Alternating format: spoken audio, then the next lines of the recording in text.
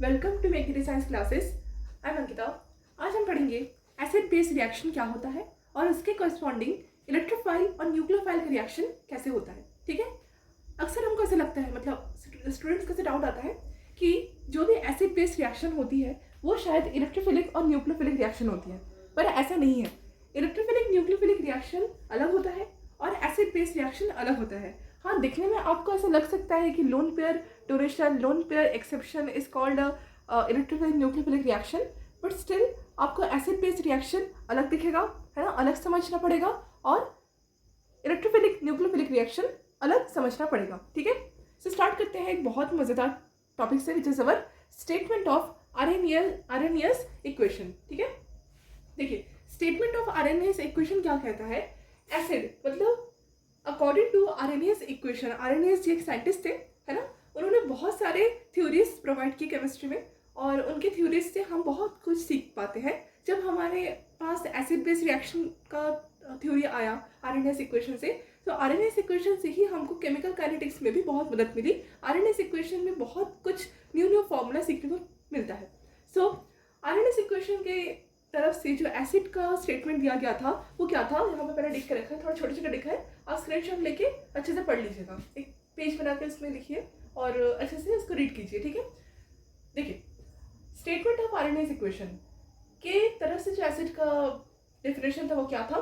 The property to donate H+ ion and for base corresponding OH is there to produce and forming a resultant polar covalent bond and ionic bond. Okay, means water is a polar covalent bond and salt is a ionic bond. Okay, where the complete neutralization, you can see that where complete neutralization reaction take place. इसका मतलब क्या है, देखिए RNS equation जब हमने first acid base reaction को पढ़ना शुरू किया, एसिड बेस रिएक्शन के में जो हमको एक्चुअल में एसिडिक रिएक्शन और बेसिक रिएक्शन जो दिखी वो किन के बीच दिखी, वो आरएनएस इक्वेशन की तरफ से मिला।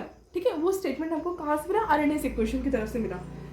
आरएनएस इक्वेशन की तरफ से एसिड का जो स्टेटमेंट था वो ये था कि ऐसा पर्टिकुलर मॉलिक्यूल या ऐसा पर्टिकुलर सब्सटेंस जो H+ देने की क्षमता रखता हो इज कॉल्ड एसिड। ओके, यह आरएनएस इक्वेशन था, मतलब आरएनएस साइंटिस्ट के मुताबिक एसिड का काम H+ देना होता है ना, और बेस का काम OH नेगेटिव होता है। मतलब एसिड के साथ, है ना, कौन सा एसिड जो H+ दे पाए, उसके साथ ही जो हम बेस का रिएक्शन करवाएंगे वो बेस को पर्टिकुलर OH नेगेटिव देना पड़ेगा। अगर ऐसा एसिड जो H+ दे, उसके सामने वाला अगर कोई ऐसा बेस हो जो OH नेगेटिव दे रहा हो, तो हम वहाँ पर पक्का ये समझ पाएंगे कि आरएनएस इक्वेशन प्रूफ हो रहा है। ठीक है, मतलब आरएनएस एसिड बेस रिएक्शन को देखा जा रहा है। ठीक है, एग्जाम्पल से अच्छे समझ में आएगा। देखिए एग्जाम्पल से, फॉर एग्जाम्पल HCl, है ना। अब क्या होता है कि आरएनएस इक्वेशन में कौन सा स्ट्रॉन्ग और कौन सा वीक एसिड बेस, ये समझ के हमको अपना सॉल्ट बनाना पड़ता है। ठीक है, यहाँ से आपको क्लियरिटी आएगी कि सॉल्ट मेकिंग फॉर्मेशन होता है एसिड बेस रिएक्शन से। ठीक है, मतलब एसिड बेस रिएक्शन होता है और सॉल्ट बनता है। NaCl फर्स्ट आपको एग्जांपल में आपको दिख रहा होगा, पर ऐसा नहीं है कि NaCl सिर्फ आपका एसिड बेस रिएक्शन से ही आता है। हो सकता है कि कोई अलग रिएक्शन से भी NaCl आए, पर हाँ आप बोल सकते हो कि NaCl जो सॉल्ट बनता है वो एसिड बेस रिएक्शन से बन सकता है और बनता है। ठीक है, देखिए एग्जाम्पल में फर्स्ट मैंने लिखा है HCl, मतलब क्या होता है, hydrochloric acid. You know hydrochloric acid is one of the strongest acid, okay, whose pH level is less than 7, है ना। अब क्या होता है कि अगर आपका strong acid, HCl strong acid होता है, अगर स्ट्रॉन्ग एसिड के साथ कोई स्ट्रॉन्ग बेस का मैं रिएक्शन करवाऊँ, ठीक है, क्या बताया मैंने, अगर कोई स्ट्रॉन्ग एसिड के साथ मैं स्ट्रॉन्ग बेस का रिएक्शन करवाऊँ, तो मुझे क्या देखना पड़ता है कि उसका प्रोडक्ट जो आ रहा है वो कैसा आ रहा है। मतलब ये तो पक्का है कि सॉल्ट आएगा, पर सॉल्ट आपका कैसे होगा, न्यूट्रल होगा या स्लाइटली एसिडिक होगा या स्लाइटली बेसिक होगा, कैसा होगा।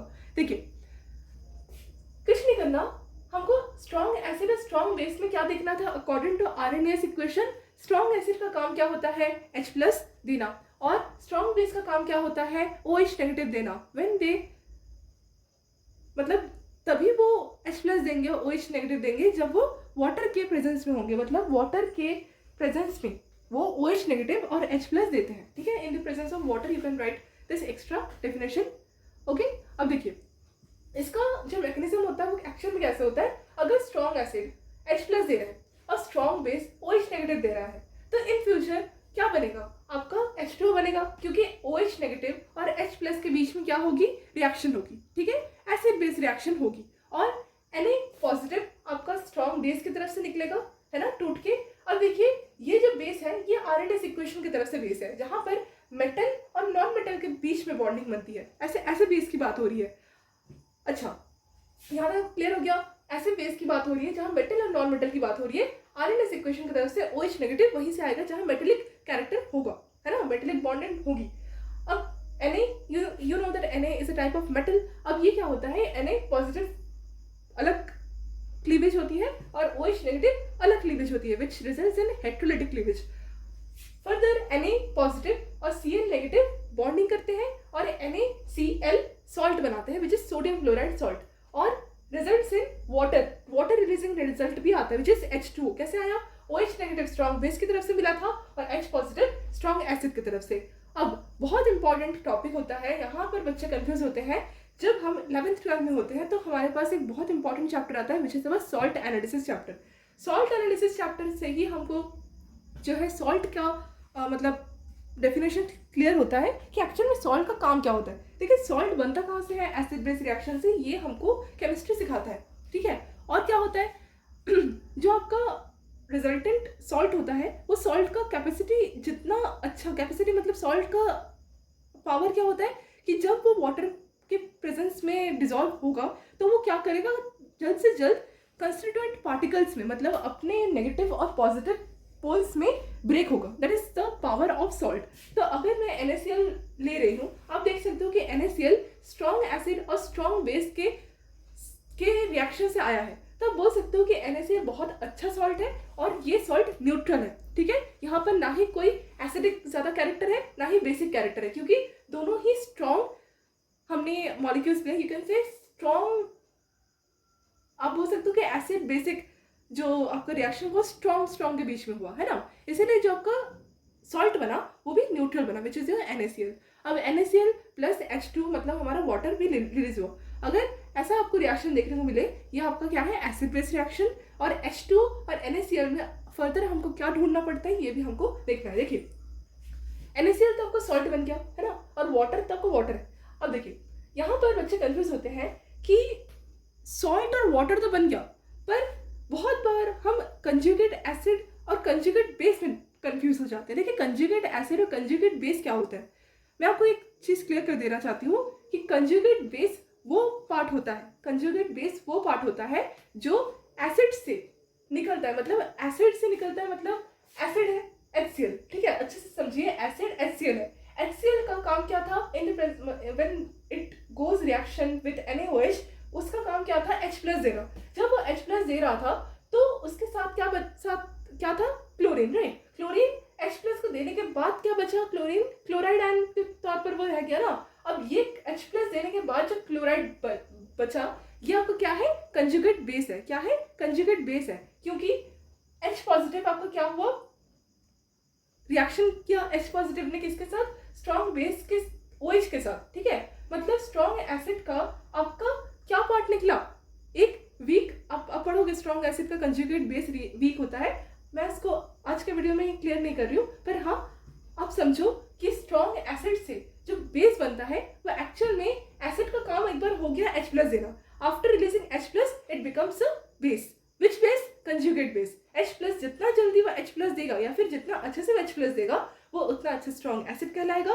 और क्या है, उसमें जो बच जाएगा, जो पार्ट बच जाता है एसिड का काम करने के बाद, वो पार्ट ही आपका क्या कहलाता है, conjugate base. That's why the chlorine when becomes chloride ion it becomes conjugate base, okay.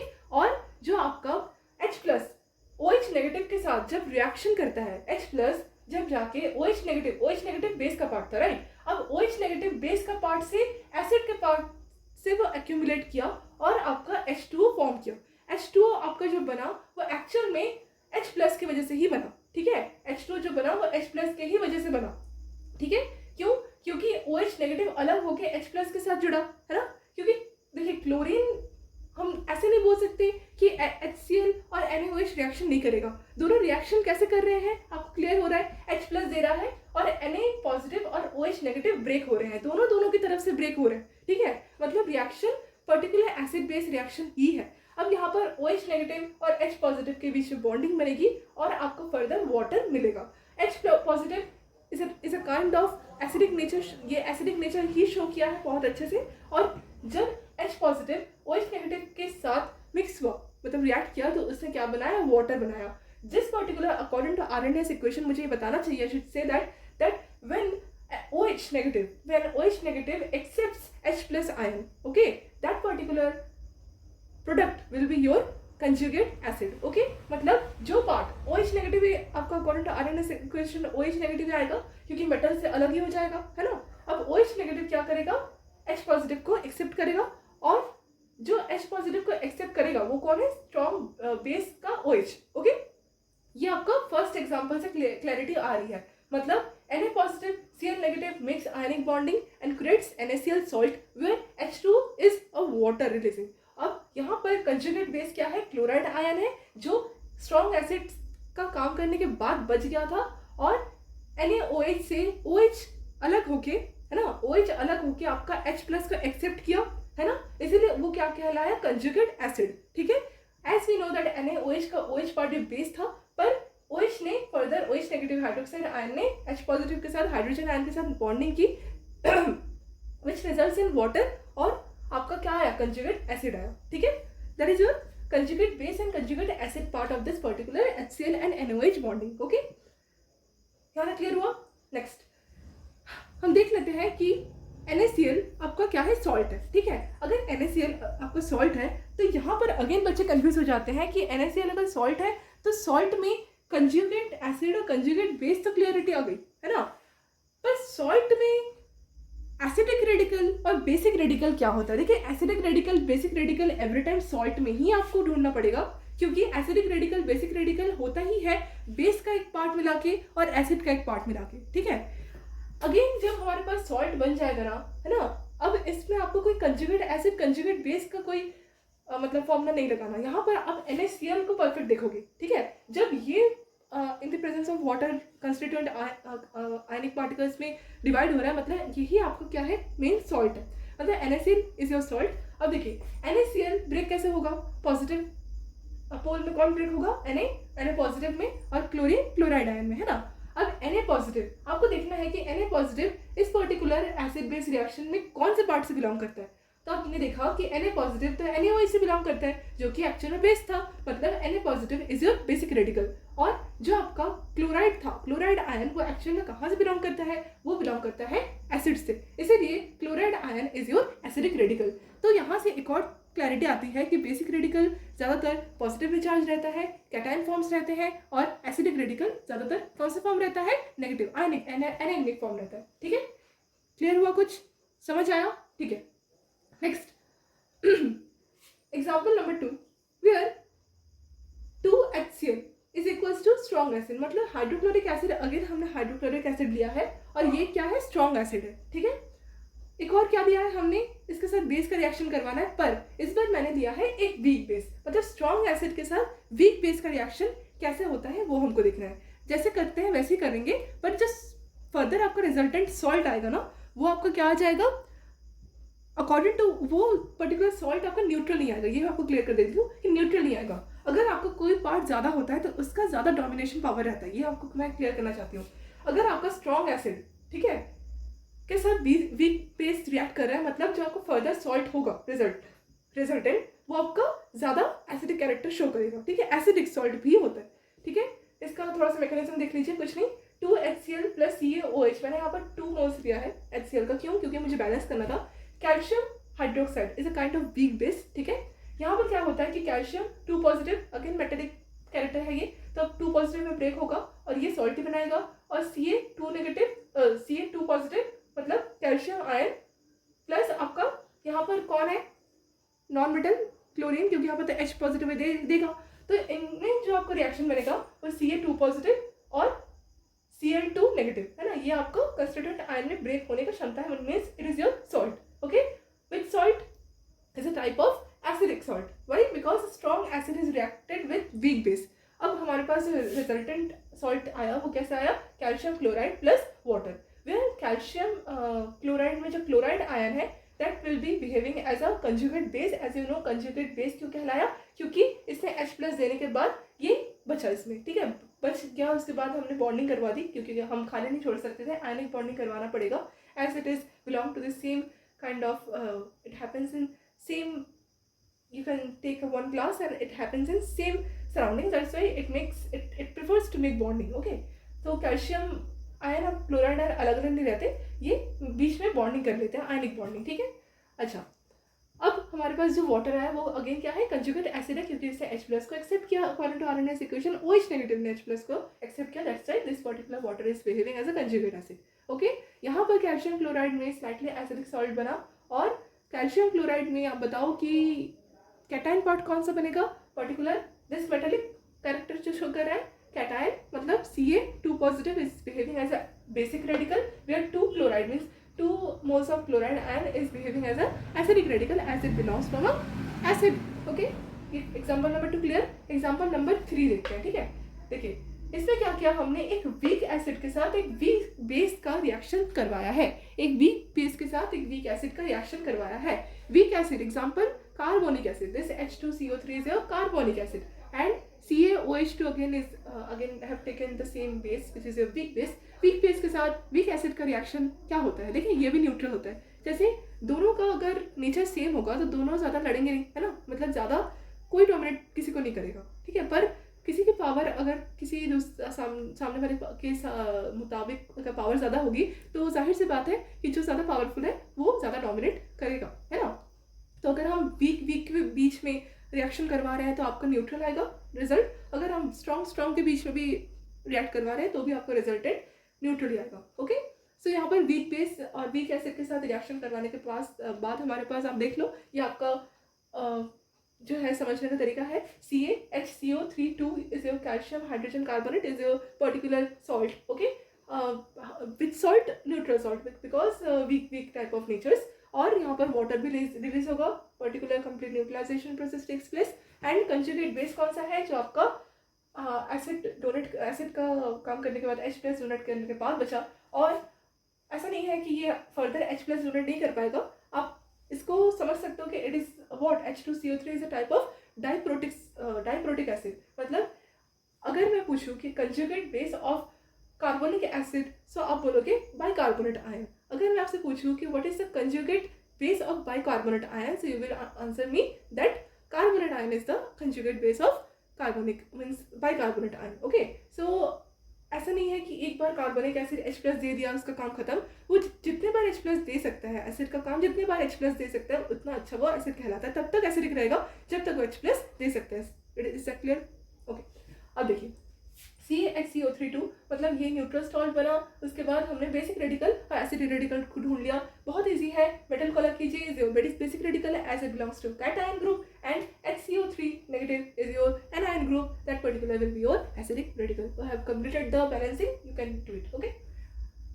Example number 4, H2CO3, okay, again carbonic acid is a weak acid plus strong base, here I have taken a weak acid or strong base, okay।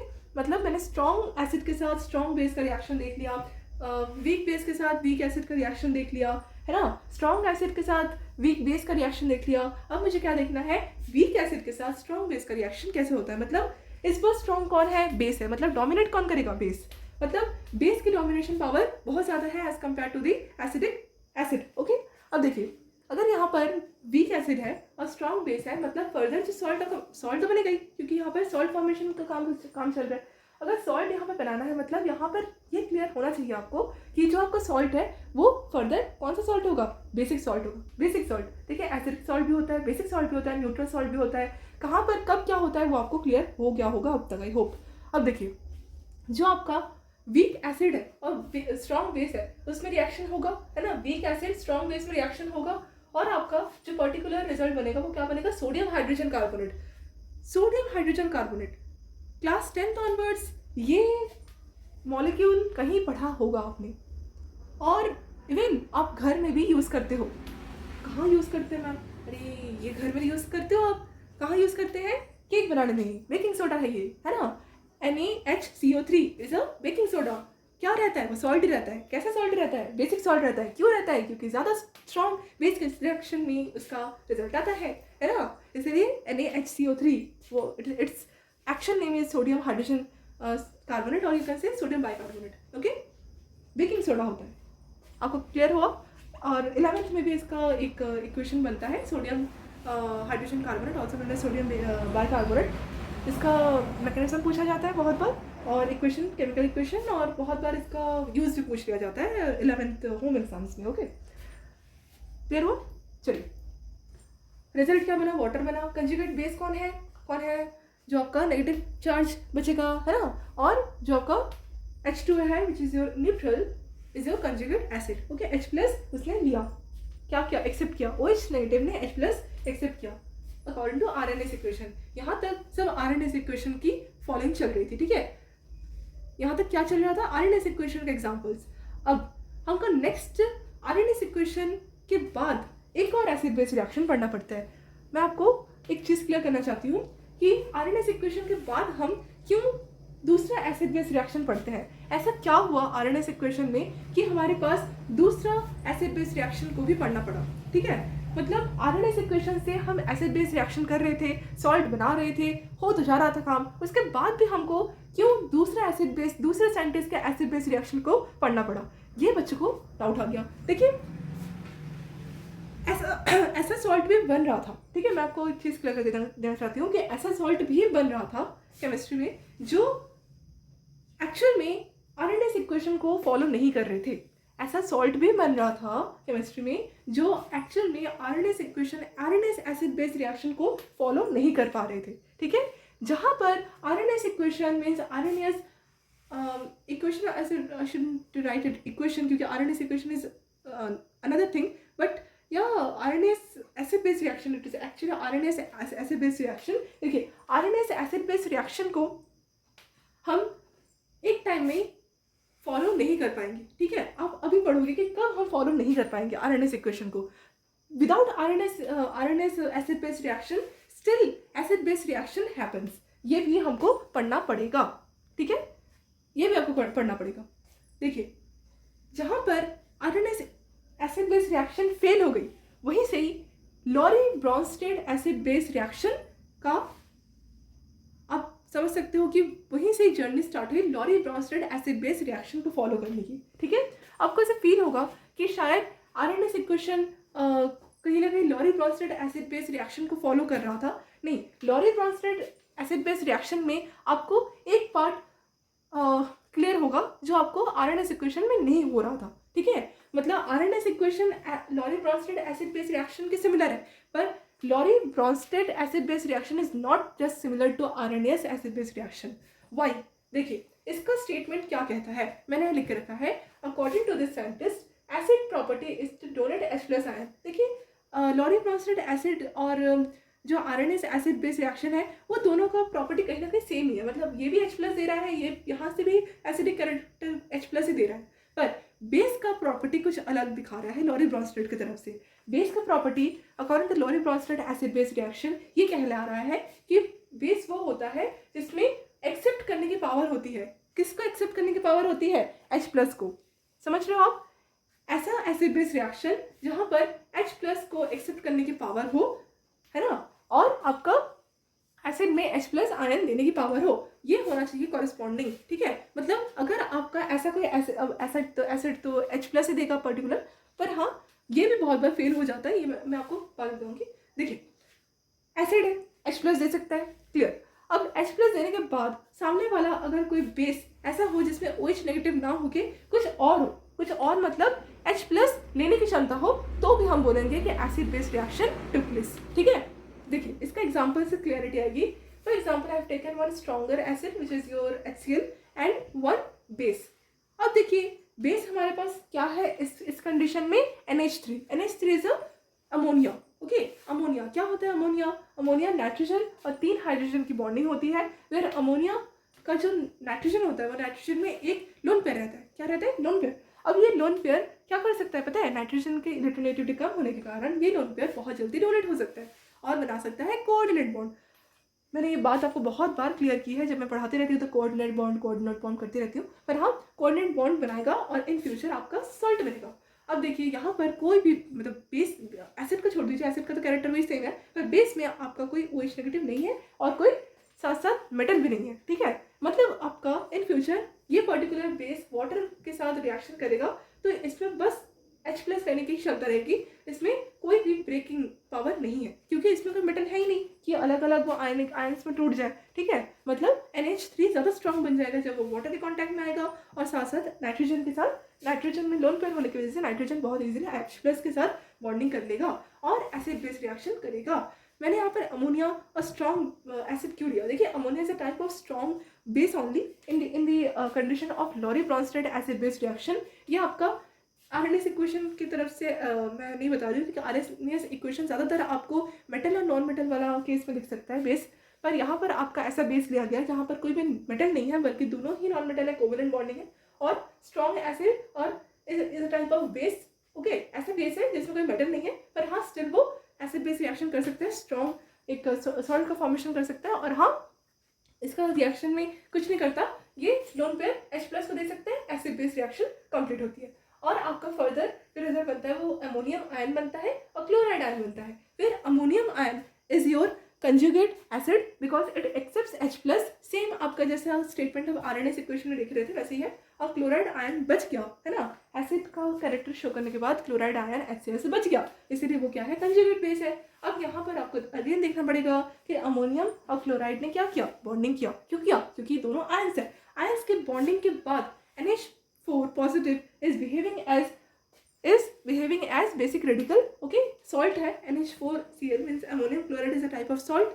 Salt आप preparation में देखते हो है ना, जब आप 11-12 में जाते हो, कॉलेज में जाते हो, तब क्या करते हो, इसके कन्फर्मेटिव टेस्ट करते हो ना, chloride test, confirmative test, spot test, ऐसे हम टेस्ट करते हैं प्रैक्टिकल्स में। तो अमोनियम क्लोराइड तो बहुत इंपॉर्टेंट और फर्स्ट आप 0 ग्रुप से स्टार्ट कर देते हो अमोनियम क्लोराइड को पढ़ना। तो अमोनियम क्लोराइड में जो अमोनियम आयन रहता है, this particular ammonium ion is behaving as basic radical. Why? Because the ammonium ion का जो पार्ट है अमोनिया, वो कहाँ से आया है, वो कहाँ से आया है, अमोनिया से, ज़्यादातर अमोनिया से आया है ना। और जो आपका क्लोराइड आयन है वो कहाँ से आया है, एसिड से आया है ना। तो बेसिक रेडिकल, एसिड रेडिकल यहाँ से हमको क्लियर हो गया।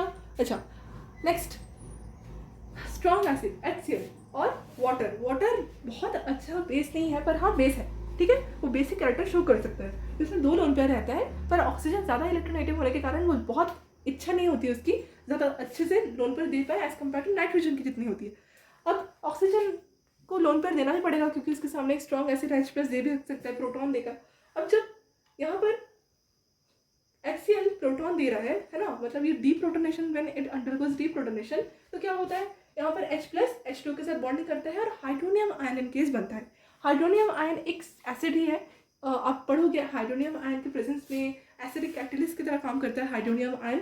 क्यों? क्योंकि hydronium ion in future H+ दे सकता है, ठीक है। वो बहुत सारे का मैं पढ़ा रही हूँ, पर हाँ इतना समझो, उसके बाद हम बहुत ईजिली ये छोटे छोटे जो मैं आपको नोट्स दे रही हूँ ना, ये नोट्स से आपको बहुत क्लैरिटी आएगी ऑर्गेनिक केमिस्ट्री को समझने में, इसीलिए ये छोटे छोटे मैं पढ़ा देती हूँ बीच बीच में। क्योंकि अगर मैं एवरी टाइम बहुत कठिन वीडियोस देती रहूँगी तो आपको लगेगा कि शायद कोई ट्रिक नहीं है, कोई पढ़ने का कुछ तरीका नहीं है, सिर्फ रटना पड़ता है, आपको ऐसा फील होगा, ठीक है। देखिए कोई भी कहीं पर भी नहीं रटता है, सिर्फ हमको मैकेनिज्म को पढ़ने के लिए ये सबको थोड़ा सा ध्यान देना पड़ता है, then only you will do understand very easily. Okay, अच्छा, तो यहाँ पर अमोनियम क्लोराइड से आपको क्लियर हुआ बेसिक रेडिकल, एसिड रेडिकल और स्ट्रॉन्ग एसिड और एक moderate type of strong acid के साथ बेस के साथ हमने जब रिएक्शन किया तो हाइड्रोनियम आयन बना और क्लोराइड आयन बना। पर यहाँ पर हाइड्रोनियम और क्लोराइड के बीच में कोई भी बॉन्डिंग नहीं बनी, मतलब कोई भी आयनिक बॉन्डिंग, सॉल्ट फॉर्मेशन नहीं हुआ, ठीक है।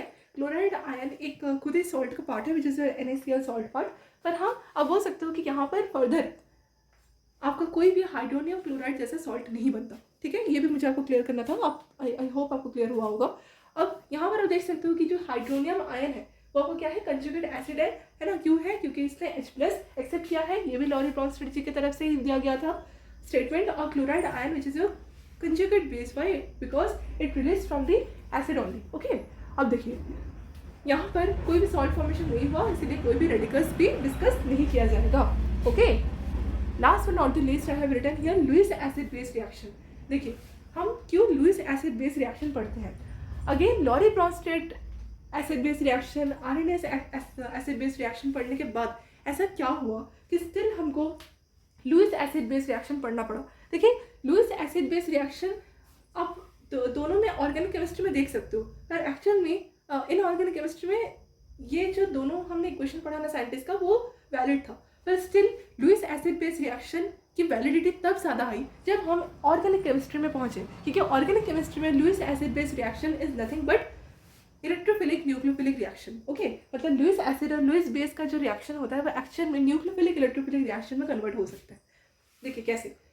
According to Lewis acid base reaction the property of acid, आपको लिख लेना चाहिए ये चीज़ क्योंकि आपको शायद यहाँ पर दिखेगा नहीं, मैं आपको बोल रही हूँ. अब देखो, देखिए एसिड का property according to Lewis base reaction ये होता है कि it can accept lone pair of electron. Okay, this particular molecule is behaving as Lewis acid. Okay, ऐसा मॉलिक्यूल मैं हिंदी में एक्सप्लेन कर देती हूँ for Hindi students, and again I have to define you in English only because English में ज़्यादा आपको पढ़ना चाहिए. ठीक है, केमिस्ट्री हो फिजिक्स हो, क्योंकि आपको एग्जाम में तो इंग्लिश में लिखना पड़ेगा, है ना. ये सब फॉर्मूला तो हिंदी में लिखेगा नहीं कोई, है ना. तो मैं ज़्यादा से ज़्यादा इंग्लिश में बताने की कोशिश करती हूँ, आपको हिंदी में समझाती हूँ जिससे आपको क्लैरिटी बहुत अच्छे से आए. देखिए मैं क्या बोल रही थी कि according to Lewis base acid base reaction, आपका लुईस एसिड वो होता है ना. लुईस की तरफ से एसिड का डेफिनेशन वो होता है जो लोन पेयर एक्सेप्ट करता है ना. ऐसा मॉलिक्यूल जो लोन पेयर को एक्सेप्ट करता है, that particular molecule will behaving as a Lewis acid.